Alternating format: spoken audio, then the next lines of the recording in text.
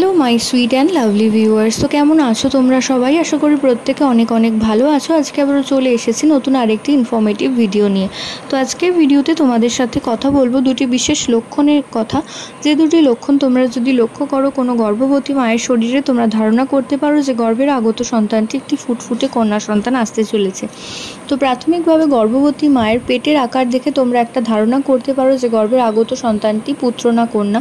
যদি দেখো গর্ভবতী মায়ের পেটের ভারবোধ গোটা পেট জুড়েই হচ্ছে, সেটা গোটা পেট জুড়েই গর্ভবতী মা তার ভারবোধ অনুভব করছে, তো সেক্ষেত্রে ধারণা করা হয় যে গর্ভের আগত সন্তানটি একটি কন্যা সন্তান। এবং তার সাথে সাথে যদি দেখো গর্ভবতী মায়ের ত্বক কিছুটা তেলতেলে হয়ে যাচ্ছে, অর্থাৎ ড্রাই স্কিন যদি থাকে সেটা অয়েলি হয়ে যাচ্ছে, এবং স্কিনের মধ্যে ব্রণ, র্যাশ, পিম্পল এই ধরনের সমস্যার সৃষ্টি হচ্ছে, তো সেক্ষেত্রে তোমরা ধারণা করতে পারো যে গর্ভের আগত সন্তানটি একটি ফুটফুটে কন্যা সন্তান। কারণ আগেকার দিনে মনে করা হতো গর্ভে কন্যা সন্তান থাকলে সেই কন্যা সন্তান মায়ের রূপ কিছুটা ছিনিয়ে নেয়।